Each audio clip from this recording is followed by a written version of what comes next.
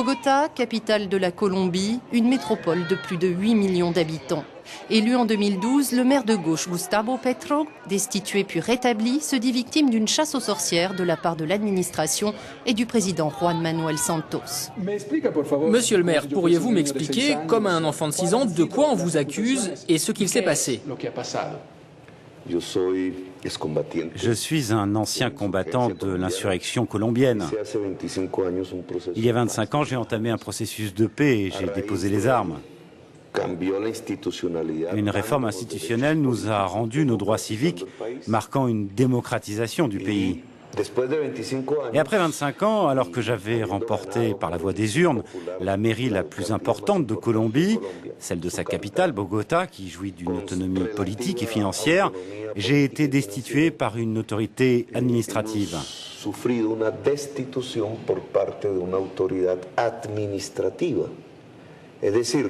C'est-à-dire non pas sur une décision de la justice, d'un juge qui aurait considéré qu'ayant commis un délit quelconque, l'élu devait partir, mais sur la décision d'un fonctionnaire de l'administration qui a piétiné la voix des électeurs de Bogota et a privé son maire, c'est-à-dire moi, de ses droits politiques pour les 15 ans à venir. De quoi vous accusait-on? J'ai pris une décision politique, administrative, à la demande de la Cour constitutionnelle, pour réformer le système de propreté de la ville, qui avait été totalement privatisé. Nous l'avons rendu mixte, nous avons créé une entreprise publique concurrente et nous avons embauché, comme nous le demandait la Cour constitutionnelle, près de 14 000 hommes et femmes très pauvres, des chiffonniers, des personnes qui se levaient à l'aube pour fouiller les bacs à ordures en quête d'objets qu'ils pourraient revendre sur les marchés.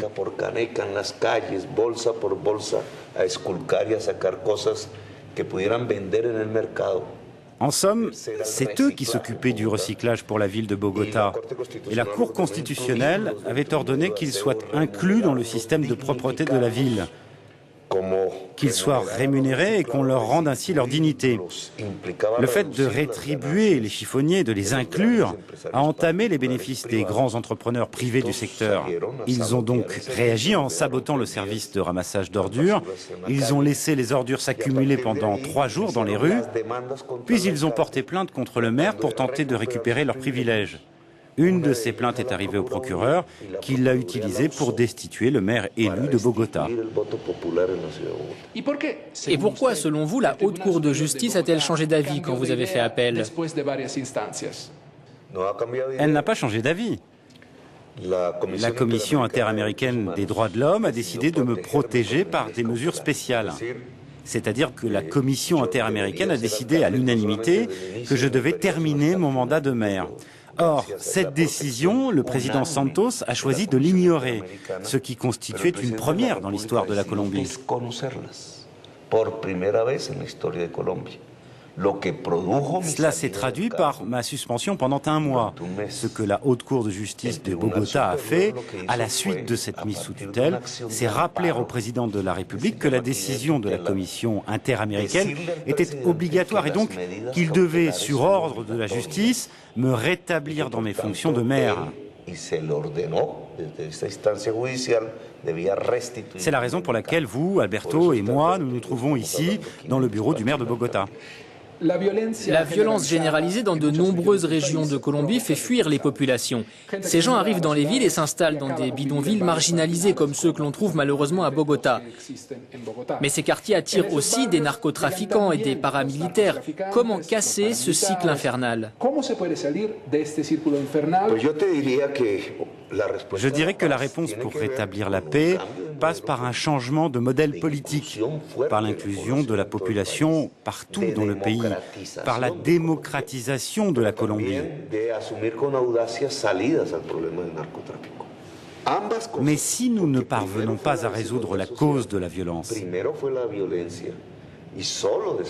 nous ne parviendrons pas à résoudre le deuxième problème, celui du trafic de drogue, qui utilise la violence pour contrôler l'État et le territoire de la Colombie. Cela rend le narcotrafic quasi indestructible. Le narcotrafic en Colombie a des pouvoirs d'État. Le narcotrafic en Colombie est un narcotrafic con poder y con Estado. Quel regard portez-vous sur la lutte contre le trafic de drogue dans ce pays? Et politiquement, pensez-vous que la légalisation pourrait être une option? La légalisation interne de la consommation de drogue permet de sauver le consommateur, généralement jeune, avec peu de moyens, des griffes des mafias de quartier et de lui apporter l'aide de l'État. C'est ce que nous avons commencé à faire à Bogota. Et c'est pour cela aussi que j'ai été puni pour une politique de santé publique à destination des toxicomanes. Mais pour ce qui est du problème global du narcotrafic, de ces réseaux internationaux de blanchiment, etc., la possibilité d'une légalisation à l'échelle mondiale ne dépend pas d'un maire, même pas d'un président. Cela dépend d'une énorme discussion mondiale qui avance en ce moment très lentement, pas à pas. Même si de plus en plus de gens se rendent compte du fait que la seule chose que la dite guerre contre la drogue a générée, c'est le renforcement des mafias, de leur capacité à contrôler l'État. Ce sont des niveaux encore plus élevés de maladies sociales. Maintenant que vous avez obtenu une deuxième chance, quels sont vos projets? Nous sommes encore dans l'incertitude. Je suis encore sous une épée de Damoclès antidémocratique. Car jusqu'ici, j'ai été protégé par les instruments fondateurs de la justice. Or, lorsqu'on monte dans la hiérarchie vers les instances supérieures, c'est le procureur qui entre en scène. Il influence les magistrats en donnant du travail à leurs enfants, à leurs fratries, en tissant des liens malsains. C'est grâce à cela qu'il avait réussi à neutraliser les instruments garants du droit dans notre législation nationale. C'est pourquoi les mesures de protection ordonnées par la Commission interaméricaine des droits de l'homme sont si importantes. Et c'est ce qui a placé le président Santos dans une position délicate lorsqu'il a refusé de les appliquer, puis s'est ravisé tout en laissant planer l'incertitude. Cela a créé une atmosphère d'instabilité à Bogota. C'est pour cela que la solidarité démocratique internationale me semble cruciale.